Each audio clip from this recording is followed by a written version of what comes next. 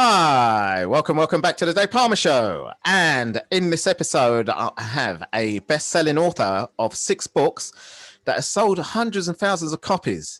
He's appeared on the Today Show, and his books has been featured in popular newspapers, magazines, and radio programs around the country, in the US, that is. With a PhD in political science from MIT and MBA from Harvard, and a vivid imagination, he predicts the future of America in the time of Trump in his political thriller, Trump Second Term. What if President Donald J. Trump had won the re-election in 2020? Tom Fischgrund, welcome to the Dave Palmer Show. No, thank you, Dave. It's nice to be here. Oh, really, a great pleasure having you here as well. Actually, it's really good. I've had a few Trump critics mostly. I think I've had a couple of people who actually spoke kind of like both sides, of the arguments, like a medium, a sort of equal kind of balanced argument.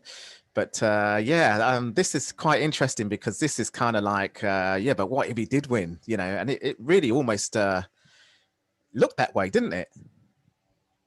Well, it's incredible because I wrote this book in the spring of 2020. And, at that point, Biden looked like he was going to win. He was up by 8 points as late as October. And, and people were saying, that Biden should win. But, in the back of everybody's mind was the fact that Hillary Clinton in 2016 was up by 17 points in October. And, I remember that. If you look at the numbers,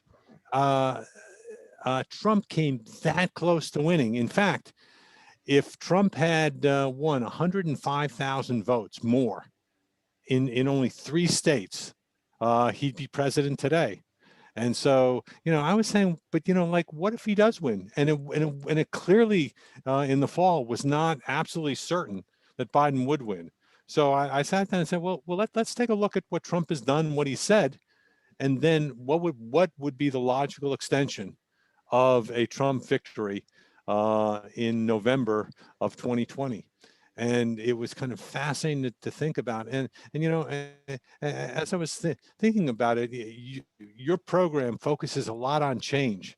Yeah, and right. This change is probably and resilience. One of the greatest changes. Yeah. This is one of the greatest changes that's happened, because I was watching the State of the Union the other night with Biden, and it was kind of measured. It was big government was out there.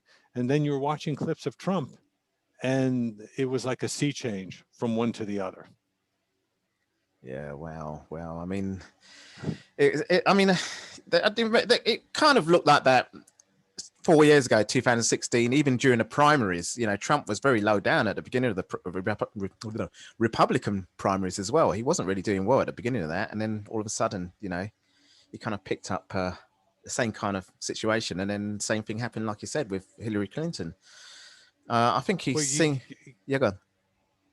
Yeah, what's amazing is one of his pollsters said, Donald, you only need to do 2 or 3 things to win this election. One was you need to deal with the pandemic. You need to say, hey, this is a crisis and we're going to handle it. You need to act like a normal human being. In the first debate, he just went off on Biden. And you need to deal with some of the issues. And if he had only done a couple things, I'm not talking about he needs to change his personality, nothing. But if he had just recognized the pandemic, and if he had, and the other thing was about the voting, if he had not discouraged his base from voting by mail, we'd be talking about Donald Trump's second term. And really, you think that? Oh, absolutely. And that's what my book is about. I mean, think about it. He lost Michigan by 80,000 votes, and he lost Georgia and Arizona by 10 and 12,000 votes. That's 105,000 votes. It is so close.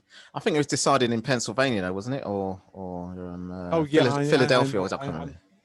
I'm sorry. In Pennsylvania, is where he had the 80,000 votes. And and there were almost 6 million votes in that state, so came very close. But it's what I did in the book was think about, well, what would happen to the pandemic? What would happen to the economy? What would happen to social justice? And things would have been very different. Because, for example, on the pandemic, when Trump was in office at the end of 2020, he said, we're going to vaccinate 20 million people. And the US, by the end of the year, had vaccinated 3 million people. And if you look at what Biden's done in his first 100 days, vaccinated 220 million people. If Trump were in office, my prediction is that it would have been a fraction of that. And then the spillover effect, if you don't vaccinate the people, then you can't open the economy. And I think the economy would have gotten worse. And then as the economy gets worse, then there would have been protests. And the other thing is that social justice is a major focus in the time in 2021. But I think that social justice would have been less important in a Trump administration because he would have downplayed it, and there would have been massive protests. The massive protests that I predict in the book would have been against Trump and his authoritarian rule. Trump would have taken the election as a mandate, and he would have said, "The people back me. I can do anything I want." He said, "I can do anything I want" before the election. Yeah. After the election, he would have gone nuts. Well, not only he would have gone nuts, but the whole country would have gone nuts. The health care system would be probably the hospitals would have definitely. Well, my guess, I mean, obviously it's happening in India at the moment. The focus is now shifted to India because it's really dire with the hospital situation and deaths out there. But I think that would have happened in the US if Trump had won, and obviously with the social justice. Well, I don't know what would have happened with all the protests and that, but I wouldn't want to imagine. I think they would have been minor social justice protests. The protests would have been about dump Trump, and what's interesting would have been Trump's reaction. If you remember what happened when there were protests in Washington during the summer, and Trump brings out the National Guard, and the whole reason he did that was so that he could walk across the street to a church, hold up a Bible, and have a photo op. If he brings out the National Guard, they shoot everybody, and they go after peaceful protesters. Imagine what would happen if he became president and there were major protests. What I predicted and was that he would he would nationalize the National Guard and call them out, and then they would very severely put down the protests throughout the country, and the protests would have continued throughout his term. Yeah, that's the thing. Yeah. I mean, I don't know internationally what would have happened, but obviously he certainly was having a dig in Asia a lot. First with North Korea, and then China in particular. Obviously, there've been a few things happening there, even with more. It's more of a business thing, economic thing, and obviously with some of the entrepreneurs there, the big names from Huawei, and I don't know, but certainly. It wasn't looking good internationally, international relations, was it? We'd all be learning to speak Russian as our second language in the States, and yeah, that's true. Yeah. Well, you mean his wife's teaching him, or? and the thing is that people take sides. First of all, the international community never liked Trump, and so you would have it would be the U.S. alone, or as Trump preferred to call it, America first, but it really meant U.S. alone. Yeah. And you look at Russia trying to, in the book, Russia tries to help Trump, and China says, wait a minute, he's not a friend of ours and never will be. And so how do we prevent Trump? And, in Trump's America, no one can sit on the sidelines. So everyone's got to take a side. And the people that support Trump are either going to be very much for him, and the people that are against him are going to try and get him out of office. And one of the big learnings of the book, and is that it is so difficult to get rid of an American president once he or she is elected. And the constitutional founders did that on purpose. They did that on purpose because they didn't want the American electorate to capriciously change people who were running the country. But the book covers all the things like assassination, legislative remedies, remedies through the courts, and the 25th Amendment. And the 25th Amendment is the perfect example of how you can try to change out a president and how difficult it is. Because what you've got to do is you've got to get 8 cabinet members, a majority of the cabinet, all of whom been appointed by Trump, to say that he's not fit for office. Then you've got to get the president pro tempore of the Senate, who's also a Republican, and the Speaker of the House is the only Democrat, and you got to get the vice president. You got to get all those people to say the president is not capable of holding office. And then at that point, the president can say, no, I don't agree. And then 2/3 of Congress. So that is almost an impossible It's bar impossible, to, yeah. to And overcome. it also happened with Clinton. I suppose that was also another, kind of example of how it doesn't work. I mean, I'm not saying that he's a bad guy in general, but obviously that was an incident that should have really thrown him out of office. But Well, if you can't get rid of a president who has inspired and urged on an insurrection, taking over the Capitol, and you realize that in terms of the vote to certify the election, you had the majority of Republicans, over 150 Republicans, would not certify the election, which is just amazing. I mean, nothing could be clearer cut, and nothing could be a greater danger to democracy. And still, the elected politicians would not go against Trump, would not make that change. yeah, and talking about the insurrection and the subsequent impeachment, obviously he managed to get off that. So the fact is, he can run again for president into 2024, can't he? I was watching Michael Cohen, who was Trump's lawyer, and last night on TV, and they were asking him, "Will Trump run again in 2024?" And he said, "No." He said, "No. He just wants to stay in the things." And I'm thinking, I predict in my book that Trump will run in 2024. Now, I predicted that Trump would win in 2020, and then that would be a third term. So you're saying, well, what about the 22nd Amendment, which prevents presidents from running for a third term?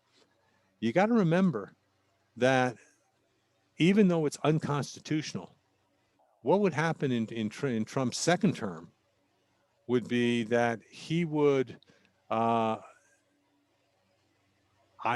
predicted that Ruth Bader Ginsburg would step down from the Supreme Court, and that Trump would replace her with a woman who would make Clarence Thomas look like a liberal. I mean, it is so, and that was right on target. And also, Stephen Breyer would be replaced too. So if you look at the Supreme Court in the time of Trump in the second term, the Supreme Court would be 7-2 conservative, and therefore some of the natural constraints on Trump, such as the Supreme Court, they wouldn't be there, and the legislature would not also stop Trump. So it would be I think he will run again in 2024. There's nothing to stop him, and the Republicans like Kevin McCarthy are only going down to Florida to bow at his feet, and I'm thinking that's incredible. And Liz Cheney, who the congresswoman from Wyoming who opposed Trump, Trump's going to go out and try and defeat her. I find that amazing, but totally in character. Well, that'll be an amazing thing. And yeah, I think that's Trump's character, and I think you're right. That's really the way he's been behaving since he first said, yeah, I'm gonna go for president. He said it a long time ago, about 20, 30 years ago. He said, yeah, maybe I might run for president, but when he was serious about it, he really was going for it, and I don't think he wants to stop, does he? Well, he's a megalomaniac, and he lies, but I think he truly believes it. I saw an interesting stat the other day that in the first 100 days, like they do fact checking, and they said, Biden had told 70 statements that weren't true. During Trump's first 100 days, it was over 500 and thousands during his term. So, uh, he's lying, but also I think he believes it. I think everything he says, and the whole election fiasco about there were 60 court cases and the Trump team contesting the 2020 election, and the Trump team won only one. Whether observers could be 5 feet or 20 feet back, that was the only court case. Everything else and Republican court system went for the Democrats. So this is it would have been a fascinating time, and uh, there would have been so many protests and so many people trying to get rid of him during his second term. Yeah, yeah, wow. Well, that would be a very interesting thing if we see that happening. What's been going on with him at the moment then? I mean, it has been very quiet, and obviously Biden isn't as vocal. Well, obviously he did that big speech the other day in Congress, but other than that, he's not as vocal as Donald Trump from day one. He said, right, the first thing I'm going to do is executive, from day one, and really went out and speaking everywhere and with all his whatever he was saying. But he's gone quiet, hasn't he now? Well, the interesting thing is in this day and age, people communicate over the internet. And whether you like Trump or you hate Trump, he's a master of social media. And one of the interesting things in the book that I had a lot of fun with was that the voice of Trump was done through Twitter, through tweets. Yeah, So I used a number of tweets to that Trump declares national emergency. Most people, if they declared a national emergency, would go before Congress or they call a major news conference. Trump would announce it in a tweet. Well, he's done it all over the world. I mean, he came to London a couple of times and had a dig at our London mayor, and he said, "All right, I'm here." Before he even got off the plane, he's like, "Right, I'm here," and started getting on Twitter and started, criticizing and doing whatnot for whatever's happening in London and UK.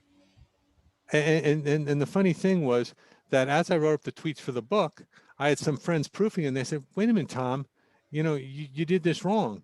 You've got misspellings, you've got poor grammar, you've got things bolded that shouldn't be bolded." He said, you need to correct that. And I said, no, that is how Trump communicates. And so, back to your initial question about Biden being quiet, he's quiet in contrast because he's done a lot. He's done a lot with the pandemic. He got the stimulus bill passed. That's right. Yeah. He is in the process of proposing a lot more. And, it's a whole question, the conception of how you view government. And Biden is not Trump. Trump is a master spokesperson, but he also knows how to get things. But, since Trump's been off Facebook, he's almost off the front page in a lot of cases now, which is good. And Biden, I think, prefers to say, okay, what we're going to do is we're going to focus in on the key issues. And he inherited a shitstorm.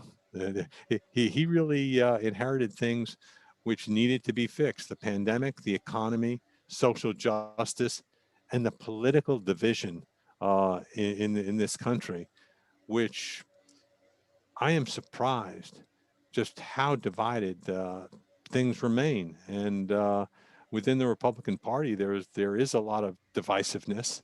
And in the book, I point to some of the divisiveness, but the forces that support Trump are far greater than those that oppose him within the Republican Party. I mean, with things like the economy and I don't know, jobs and things like that's more of a global issue because of the pandemic. I think it's just the way he handled it, the whole thing. Then it was in danger of really. I mean, it did go really bad. I suppose for America, they could have probably made it worse than the way it was. But there was no way out of that because it's pretty much a global economic situation, isn't it? Yeah, but, it's not the fact that he was dealt a bad set of cards, because he would argue that until the pandemic happened, The economy was, the stock market was at an all-time high. Unemployment for blacks was at an all-time low.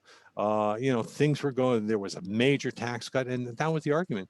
But the fact is that as president, you have to deal with these major crises, and he downplayed it and almost ignored it. I mean, his solution was to drink bleach. I mean, like, really? That was that's the way you handle a actually, you know what, pandemic? that was so dangerous. There was some reports in newspapers in another country, I think, where someone did drink the bleach, a kid. I don't know what happened, but it was a dangerous thing to say publicly for a public figure, wasn't it? Really, around on a global situation.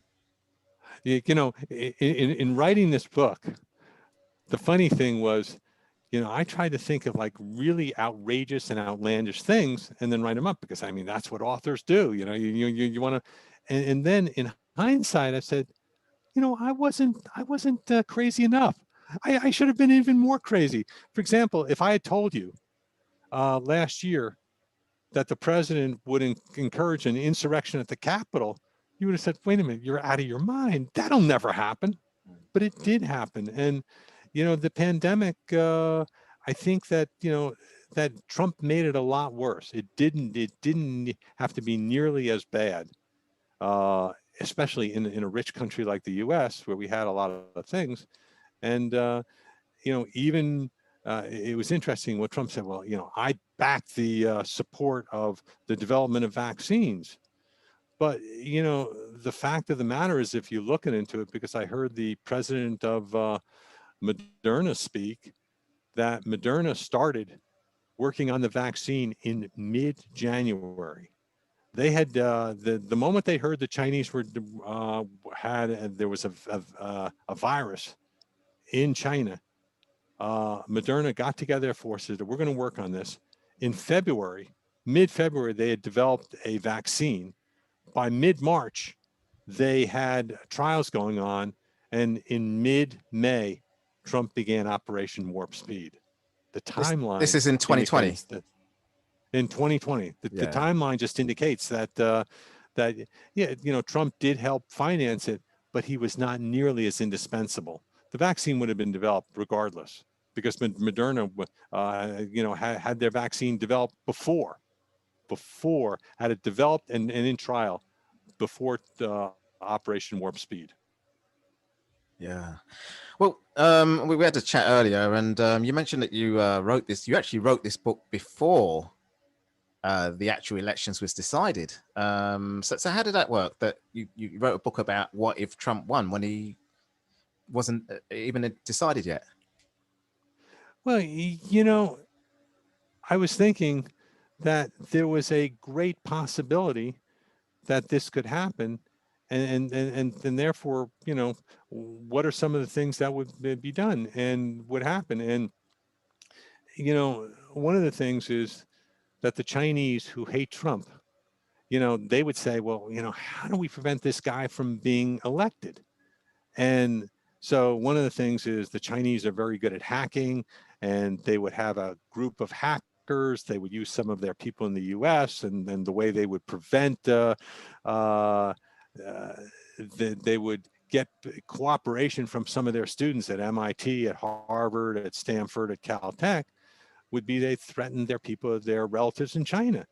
And so the hacking wouldn't necessarily work. So then I thought, well, if you can't hack Trump out of office, how would you, well, what's the one thing that Trump has been very secretive and doesn't want released?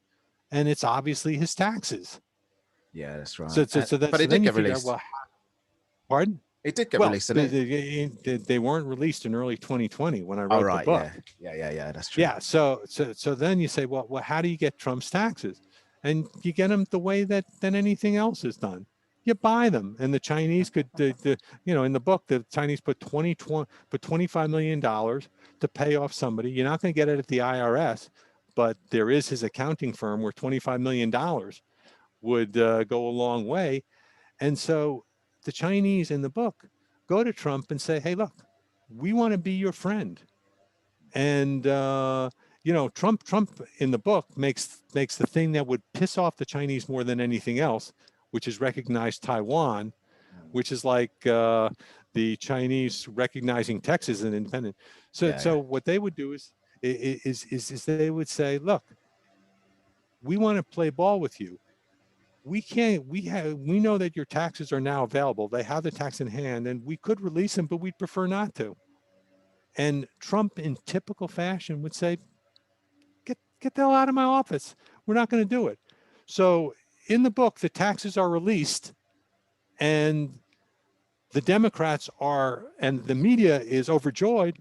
His base doesn't care at all. And so it kind of nothing. What happens in real life? Parts of his taxes are released. Does it affect anything? No. So that was exactly what happened in real life when his taxes are released. That's exactly what happens in the book. Yeah, wow. Well, I mean, I did read the Amazon free pages, look inside. So it started off with the inauguration, Trump's first day in his second term, getting rid of the inauguration. And how does the book describe his second term from there? Because in a nutshell, obviously, because you want people to buy the book. Sure, sure. In a nutshell, at his inauguration, Trump says, this is the greatest. Uh, we did the greatest things of any president. Compares himself frequently to Lincoln, and we're just going to continue it. In the second term, Trump will be convinced that he needs to continue with his America First agenda. So he would continue to ignore the pandemic. The economy would go into the toilet. And so what he would do in his second term is he would get a few allies, the Michael Cohns, the Rudy Giulianis, the Mick Mulvaney's of the world, to support him. And there are a couple characters. There's a religious evangelist, Gabriel Hightower, who becomes the president's preacher. And he becomes the president's preacher because he's got an evangelical congregation in Texas that he wants to grow, and he can personally aggrandize him. So he becomes a big supporter of Trump. And there's a black congressman from Georgia, Abraham Lincoln Jones, who's plays football for the University of Georgia, is the military, and he supports Trump. But over time, what happens is, as Trump does things, people have to make decisions, and they have to make moral judgments. Do I follow my conscience or do I follow my job? And that's kind of the dilemma that a lot of characters in the book. So you asked, what would happen in Trump's second term? The pandemic would not be nearly as under control as it is now. The economy, because the U.S. couldn't open, would continue to decline, and this would happen for a long time in Trump's second term. He would continue to fight globally, and so that's what Trump would do. What would the people do? Well, the people would start to protest, and the protest would begin at the inauguration, which in the time of Trump, there would be a protest, but it would be very far from the inauguration, and it would be clamped down by the National Guard. So, you would get, Trump would look at the protests, declare it even though they're legitimate, even though they're nonviolent, would declare it a threat to democracy, and therefore, I predict, would have declared a state of emergency.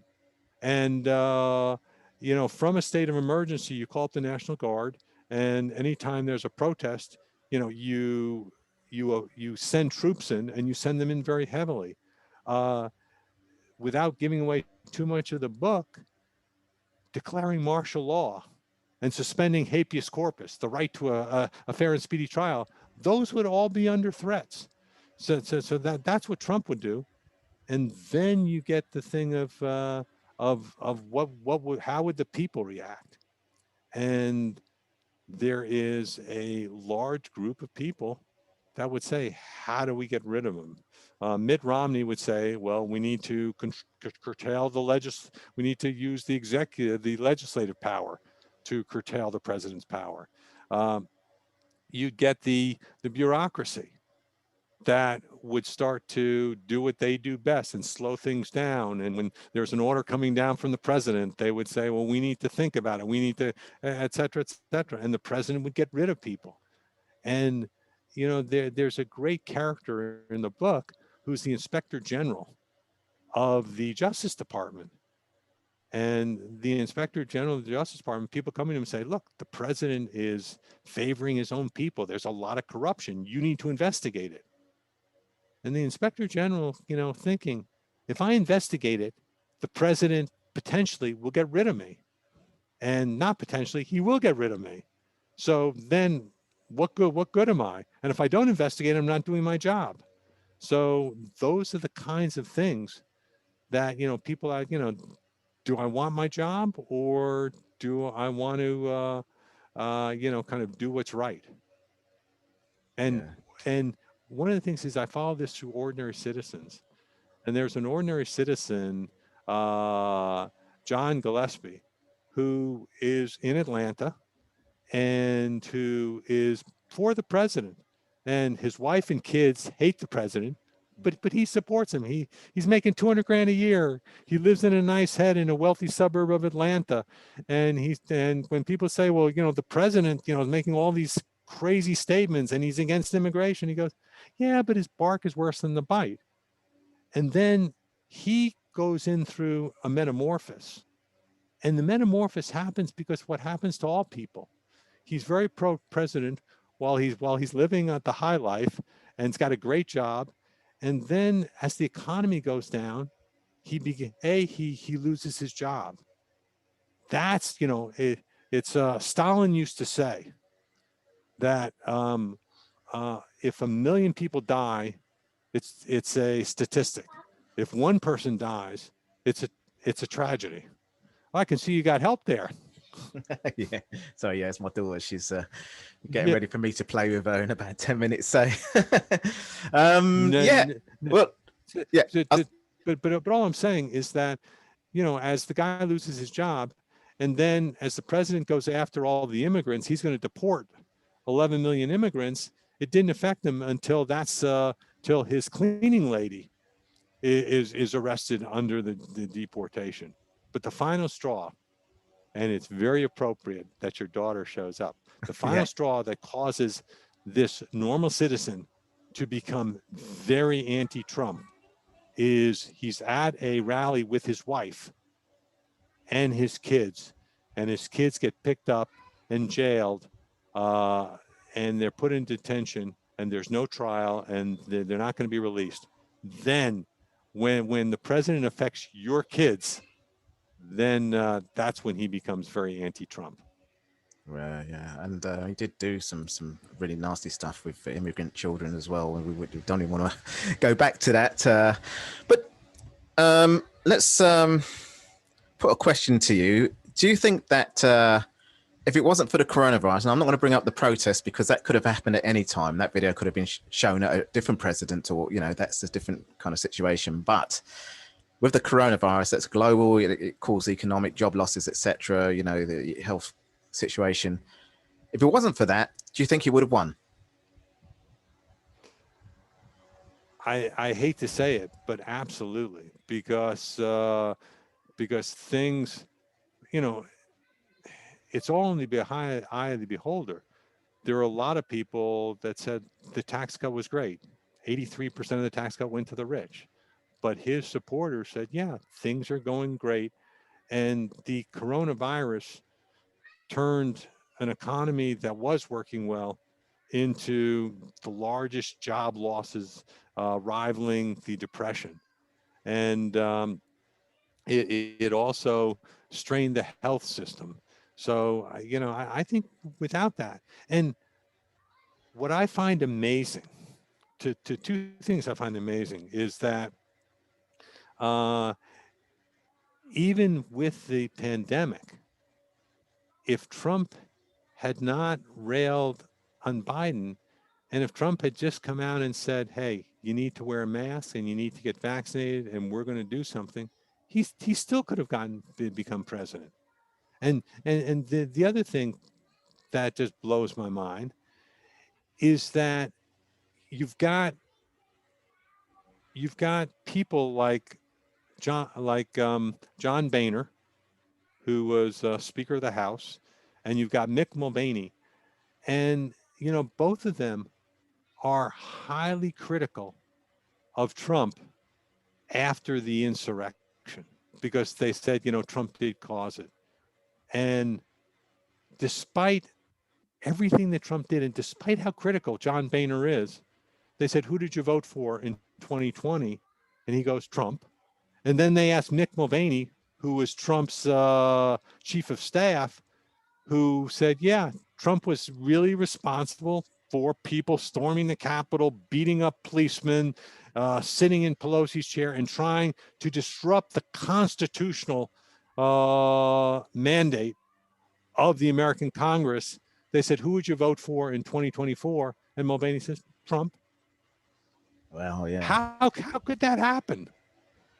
Well, because obviously the system said Trump wasn't responsible for it. When he was impeached, it turned out he wasn't. So it's going to get in people's minds, okay, that's it then. Trump's fine. To the people that, the supporters for him, that is. But what's interesting is Mick Mulvaney, despite recognizing that Trump did cause the insurrection and was directly responsible for it, still, in spite of that, still said he'd vote for Trump in 2024. Yeah. Even in spite of that. It's amazing how people are like that. But that's politics for you. And you've got a politics degree. I've got a politics degree. So we know history is like that with politics. And, I want to say there's no common sense in it. It's just, that's not the way it works. It's not the way it works in terms of, lots of politicians do bad things in every country. And there's still dictators. They still carry on. It's just the way it goes, isn't it? Well, people are more divided now than ever, and people look at the same data and come out with different things. And politics used to be more civil, and there used to be more cooperation. But I think there's been a fundamental change, and I think the Republican, needs to put Trump in the laundry and kind of wash out all those stains. But I think that it's going to be after 2024, because I think Trump's still going to try and be a major force in the party, and the party seems to welcome him, which well, it is what it is. We'll have to see. I think he's probably watching for certain things that might go wrong for Biden, during whatever first year, second year, first 100 days. That's usually a measure, isn't it? So we'll see. But there's always something that might go wrong, for each president. And then that's when he'll get in and try and put the jab in and say, right, okay, I found a way in to now start, making some noise. It's not a question of if things could go wrong. It's things will go wrong. And it's how you handle them. And that's why Trump did not do as well, because he couldn't handle or recognize the pandemic. Yeah, that's right. He also couldn't handle social justice. He couldn't handle the economy if there was a blip. Hopefully, Biden, with his belief in big government, because I heard a Republican speak the other day, Jamie Dimon, who is a Republican, kind of a moderate person, was saying that with all the money flowing through the economy is going to do well, and the market will probably, even though the market's already factored in, will probably do pretty well. But I think that's going to insulate Biden a little bit. Biden's still got major issues around immigration, still got major issues around social justice, but so far he's made inroads. And the big thing, number one on people's minds coming into the election, and last year and even this year, was the pandemic. And Biden has handled the coronavirus well. Everybody, 60% of the people or more, 68% of the people give Biden high marks for that. Certainly, because the reason why is because the new variants were even more potent, that there were a second wave literally in, like in Europe. UK is doing well as well, actually, but it's because they got the vaccination program to try and beat it. But we had a new variant issue, around Christmas as well. And UK shut down, worse than any other countries at that time. But Biden's done well because that new variant was more potent and spreading more quickly, and it is, in most countries still now. And the US has handled that pretty well. And I don't think Donald Trump would have handled that well because it's worse than the first time. Donald Trump downplayed the pandemic throughout, and there's no reason to believe that in his second term he would have handled it any differently. Biden, on the other hand, made it his top priority. And as a result, I think it was 55% of the population has now been vaccinated, and there's enough vaccinations. And in fact, the major problem now is to convince, especially Republican men, that, it's not about you.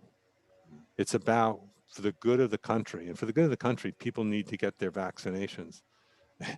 And when I listen to people saying, well, I'm not going to get the J&J because, 8 people got sick, had blood clots. And I'm thinking, 8 people out of 8 million? Really? Really? Yeah. Eight people out of 8 million? That's a very serious number. You got to do something about it. No, I'm just kidding. Yeah. Just kidding. Well, I think he's got the social justice area. He really wants to get that addressed, and it's going the right way now. With people I'm speaking to, the black community as well, saying, well, I think we're going to start seeing something happening. That that's good. The coronavirus is going right. It's going the right way. Yeah, I think it's just the economy now. It's the economy now. That's the main thing. Well, I think the pandemic, I think it's good. I think the economy is good. I think social justice is going to be very tough. Yeah, really. And I think it. Well, I think it's going to be tough because it's society. You still got. You've still got a society. Societies don't change overnight. That's right. And there are still a lot of issues around the police, and that's systems and institutions don't change either, because that's nothing to do with one president, is it really? Well, and also you can't give somebody like 1 or 2 vaccines and therefore you're immunized against the problems and the ills. Yeah, I mean, that's more of an intrinsic, more of something that's internal to the country, and I think that's going to take a while to do. And one of the things is they were saying that Biden has tried to make more change than any other presidents since Lyndon Johnson and FDR. The difference between those 3 presidents is that both Johnson and FDR enjoyed. You mean Roosevelt? They enjoyed congressional majorities. Biden's got a razor thin. Oh, right. I see. I didn't know that. Okay. Yeah. Well, that's interesting. Yeah. So he's got his work cut out in the same way that Obama did. He actually had a, kind of challenge there as well with Congress, didn't he? So.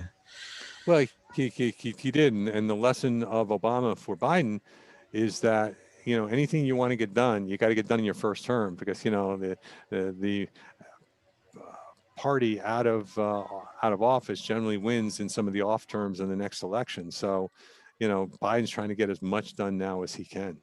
But I think he's made a good start. The other problem that's going to be intransigent is the immigration, because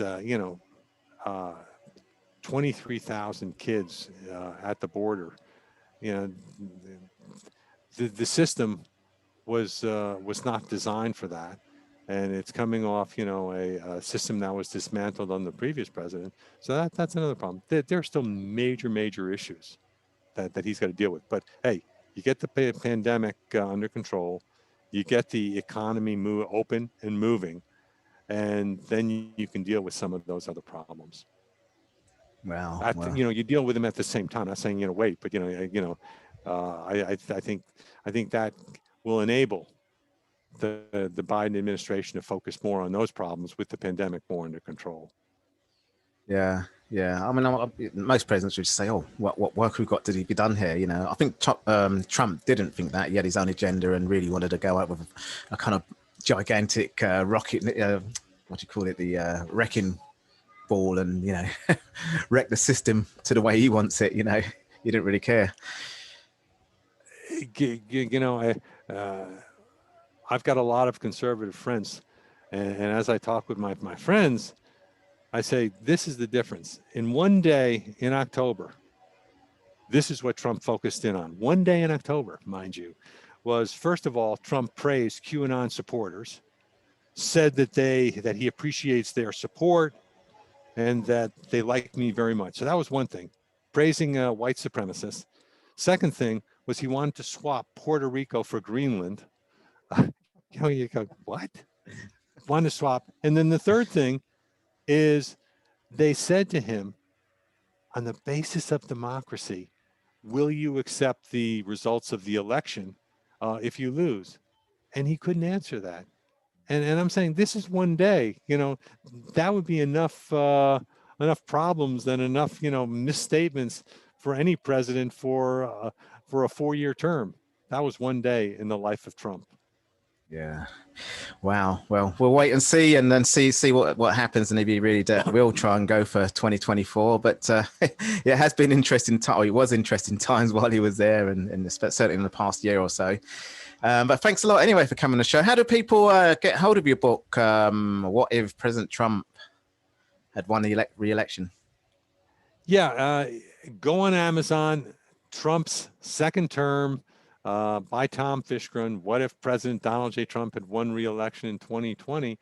And I think the book is even more relevant now than it was before the election. Before the election, it was, what would happen. Now, given what Trump is saying and doing, I think he's definitely going to run in 2024, and read what happens in the book when he does. Yeah, that'll be interesting, right? Let's wait for people to buy the book and read it. We've also got a website for you, www.neverendingtrump.com, so they can go to there as well. Absolutely, and that'll redirect you. Book sold on Amazon, very easy to get. It's available in both Kindle versions and paperback. Excellent. Well, Tom, it's been a great pleasure speaking about this with you on the show today. I actually didn't cover this and I've actually at various stages of Trump's journey did have a few speakers on my show. But thanks very much for coming on the show and covering this stage, which obviously is quite relevant, as you say, right now. Thanks a lot for coming on the show. Well, thanks very much, Dave. I enjoyed it.